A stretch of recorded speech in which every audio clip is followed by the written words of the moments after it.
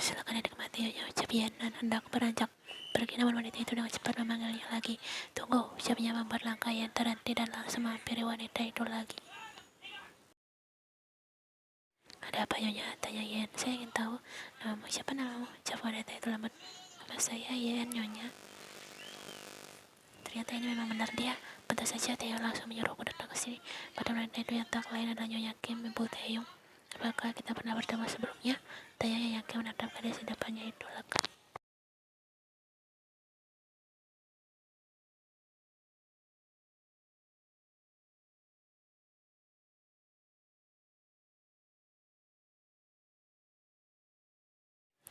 Yen lalu tersenyum dan menggaruk tengkuknya yang tak gatal. Ingatan saya sangat buruk Nyonya. Jadi mungkin kita pernah bertemu dulu, tapi saya tidak ingat.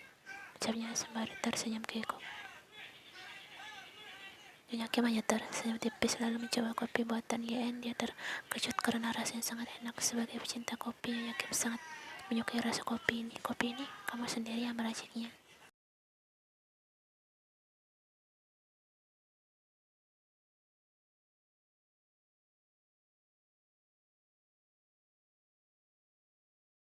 Terima kasih Nyonya, jika perlu sesuatu bisa panggil saya lagi. Permisi, ucap Yen ramah lalu beranjak pergi meninggalkan wanita itu. Nyonya Kim menatap punggung yang lekat. Dia tumbuh menjadi gadis yang kuat dan cantik batinnya.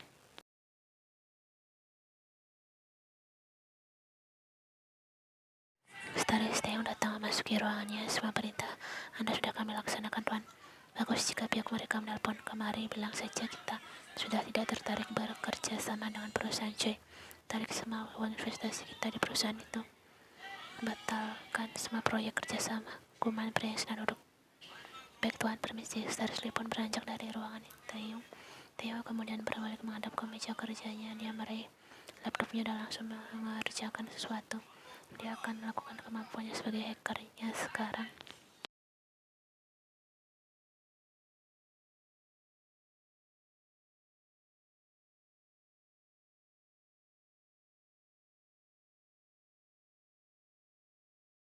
Theo pun langsung menutup laptopnya. Ada apa Jen? Bukankah sang perusahaan sudah mulai membaik? Tanya ucapnya datar. Semua itu ulahmu kan? Kau punya hubungan dengan Yen? Ucap Jen langsung membuat Theo kaget. Theo pun bungkam bagaimana bisa Jen tahu rahasianya. Kau menjatuhkan harga sahamku karena Yen menceritakan perbuatanku padamu kan? Tebak Jen lagi-lagi tepat. Dan tadi pagi Yen bilang sang perusahaan keluarganya sedang krisis. Pasti kau yang melakukannya juga kan? Lanjutnya menatap Theo serius.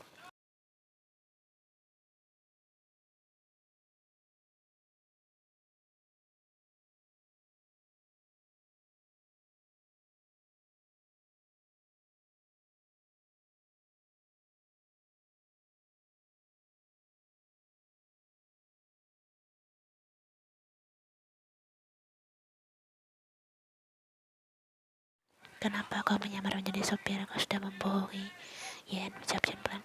Dia langsung bangun dari duduknya.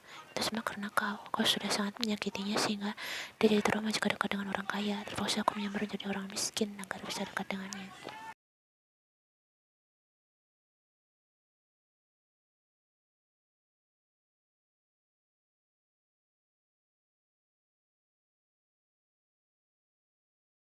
Taeyong kemudian menepuk bahu Jen dan berkata sesuatu. Dan kau jangan coba-coba memberitahu rahasia kepada siapapun. Jika kau sampai berani, aku tidak akan segan-segan membuat perusahaan keluarga bangkrut seperti perusahaan Choi. Beruntung kau adalah sahabatku, jadi aku masih memberimu kesempatan. Jika bukan, kau akan bernasib sama dengan keluarga kekasih baru itu karena ikut menyakiti Yen. Ucapnya sembari menyaringnya ke arah Jen lalu beranjak pergi meninggalkan pria itu di ruangannya.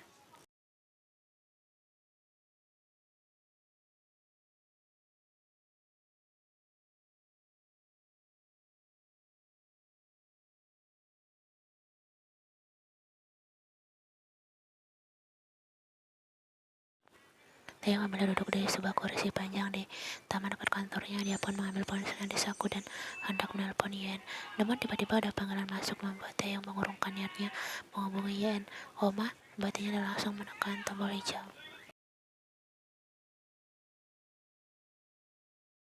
Ya pasti Oma. Oma tadi sudah ke coffee shop yang kau katakan.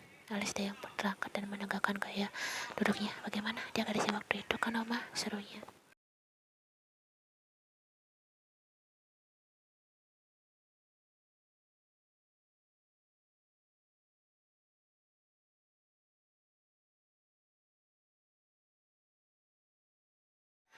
Kau masih menyukainya?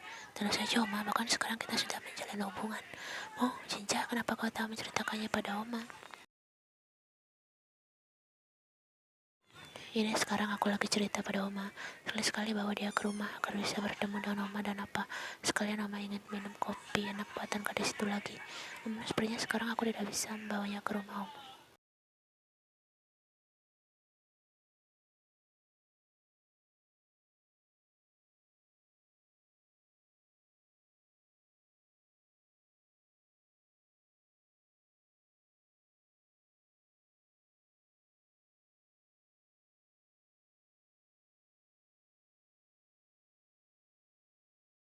Ia dan menatap layar komputernya dengan wajah frustasi. Kenapa sih orang menarik? Semua investasinya aku sudah rugi besar. Rajanya sembari mengacak rambutnya. Gadis tinggi itu langsung menghubungi ayahnya, tapi tidak bisa terhubung. Lalu dia akhirnya menelpon Airin. Gimana sih, jawab kakak sulungnya itu. Oh nih, bagaimana ini? Sampai perusahaan keuangan dulu aku sudah menghubungi ayah, tapi tidak bisa. Bagaimana ini?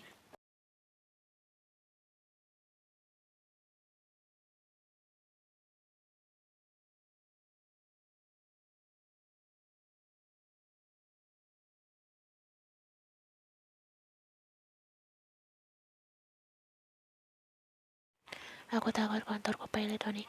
Maka dari itu, kamu harus berusaha dulu. Jangan merengek seperti ini. Aku tidak suka mendengarnya.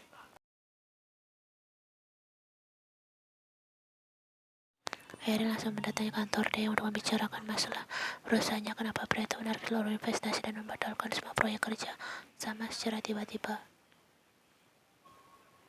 Telepon samanya tiba-tiba berdering membuatnya berhenti mengerjakan tugasnya. Nih, Tuan, Nona Erin ingin bertemu dengan Anda, ucap sekretarisnya dari telepon. Membiarkan dia masuk ke Manteyung.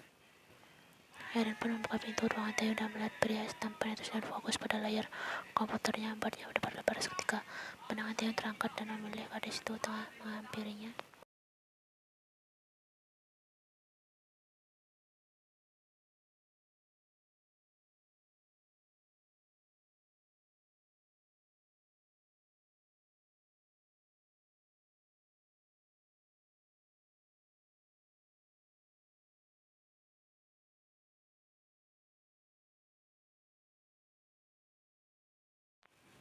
Maaf Erensi, tapi aku memiliki tradisi perusahaan keluargamu dalam bahaya, jadi aku cabut saja kerjasama di antara kita. Ucapnya datar, karena akhirnya sedikit mengkerut dalam bahaya. Maksudmu?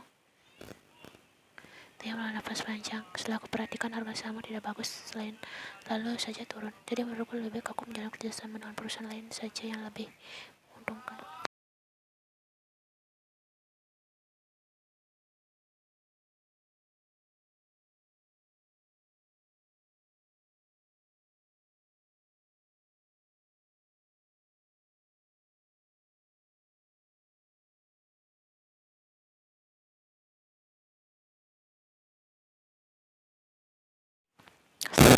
Jangan cukup lama, Eren pun berpamitan pulang. Gadis itu bangun dari duduknya dan tiba-tiba saja high heelsnya dipakainya goyah, membuatnya langsung jatuh tepat di pangkuan Taeyong.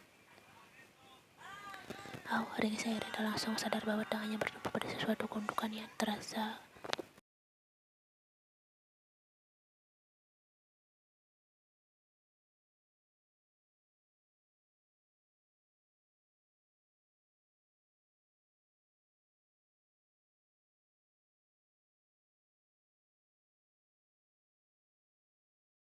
Eren tak kalah salah tingkah, permisi Taeyong, si ucapnya gugup dan langsung beranjak pergi dari sana. Eren keluar dari ruangan Taeyong dengan wajah merah. Apa yang tangannya rasakan tadi terasa besar dan keras. Pikirnya langsung menyingkirkan jauh-jauh pikirannya itu.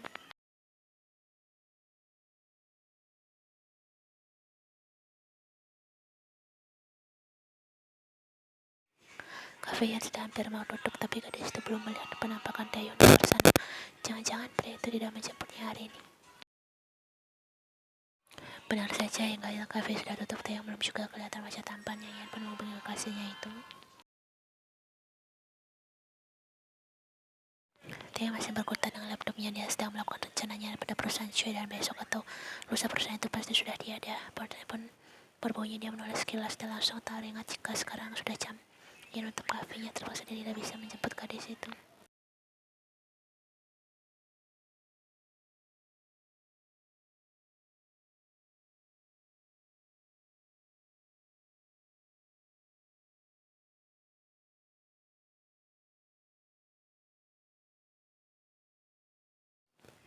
Oh begitu, baiklah, tidak apa-apa opa, kamu sudah makan malam kan?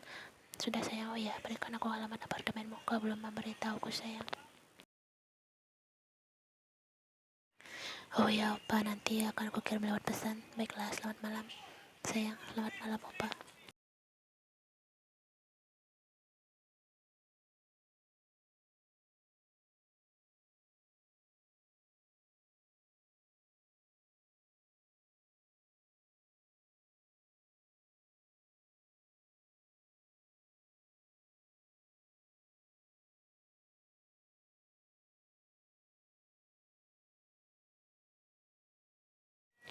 Teh mendatangi alamat yang dikirim oleh Yen lewat pria benar ini kan batin pria itu melas keliling bangunan benar-benar apartemen kecil.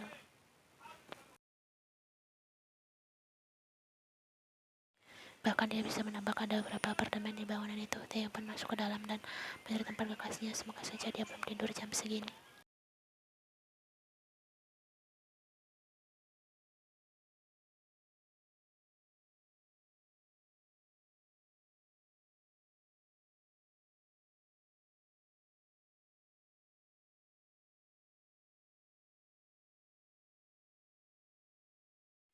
Teh membalas senyuman gadis itu dan langsung masuk ke dalam. Tak lupa juga dia mencium dengan mesra. Dia sangat menyukai gadis ini. Ia sedikit kaget dengan sikap Teh yang tiba-tiba menciumnya seperti ini, namun dia membalasnya dan mengikuti gerakan irama bibir Taehyung.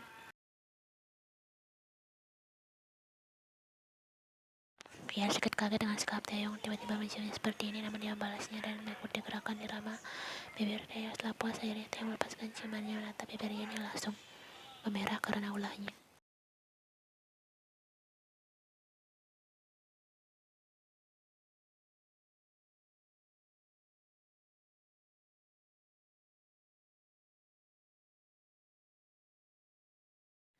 Ini aku bawakan kue untukmu, kau pasti suka, ucap Taehyung sembari menenteng sebuah bungkusan dari kertas tebal. Ian memperhatikan bungkusan kue itu. Opa, kue ini sangat mahal, kamu beneran membeli ini untukku? Tanyanya.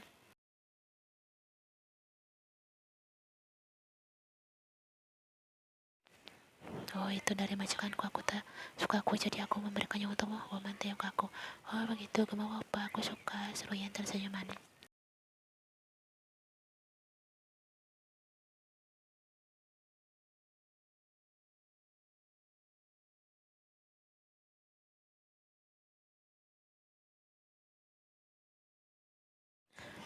Taehyung juga bantu Ian meletakkan barang-barang milik gadis itu. Sayang, apa ini?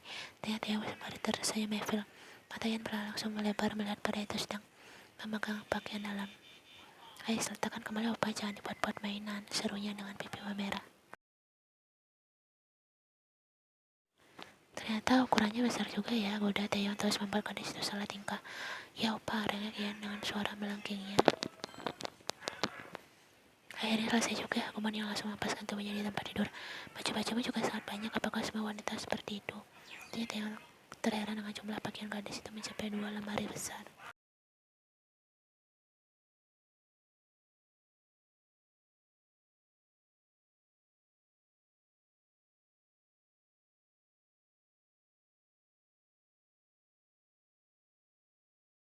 Wajah Ian merah melihat merasakan ulah Taehyung. Kepala pria itu tergerak secara dengan yang dia rasakan kini.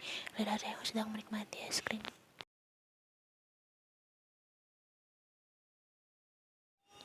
Kau menginginkanku sekarang? Tanya semakin mempercepat gerakan. Ian mengangguk pelan. Kau telah memancingku.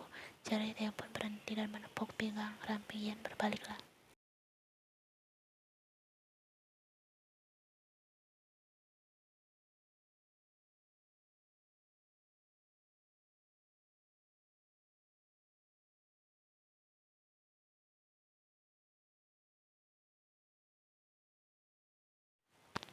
Akhirnya datang malam-malam ke apartemen adiknya karena dia berencana untuk menginap di sana sembari bantu Ian membereskan barang-barangnya. Tak perlu waktu lama, Erin pun datang. Di depan pintu apartemen Ian, dia pun menekan bel di sana dengan santai.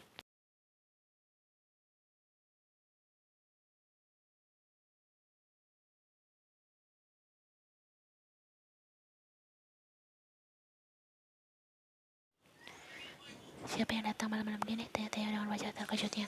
Itu pasti Erin. Kemarin dia bilang ingin membantuku beres-beres sofa, jawab Ian sembari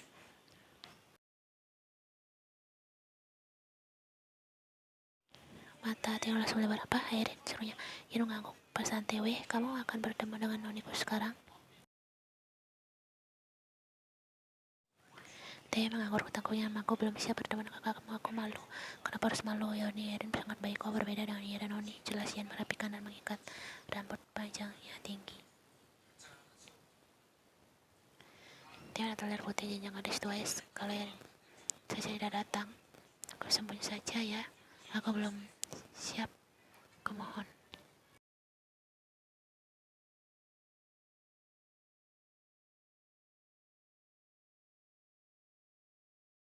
Ian melan nafas dan akhirnya mengangguk. Bella, opa, aku mau sembunyi di mana? Apartemen ini kan kecil. Dia melihat sekelilingnya, memang tidak ada tempat untuk sembunyi selain. Oh ya, aku kan sembunyi di bawah tempat tidur saja.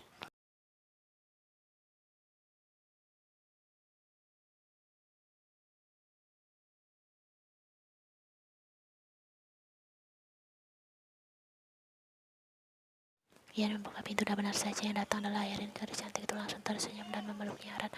Kenapa kamu lama sekali membuka pintu? Gumam Erin melangkah masuk ke dalam apartemen.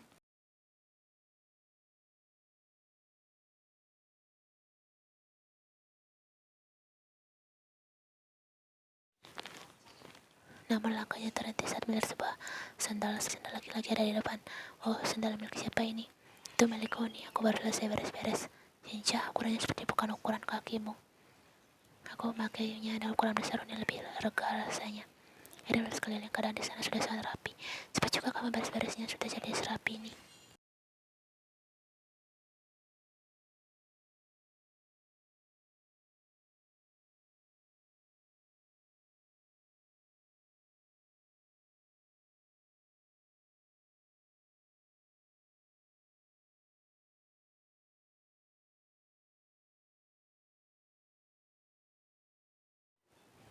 Taeyong yang berbaring di bawah kasur bisa melihat kaki kedua gadis itu di dekatnya. Apa, Erin akan menginap? Tamatlah, batinnya diri Dayak. Mungkin tahan berada di sini semalaman. Iya, nah, ada yang ingin ceritakan padamu tentang putra Sirwa itu? Bagaimana Erin memulai pembicaraan?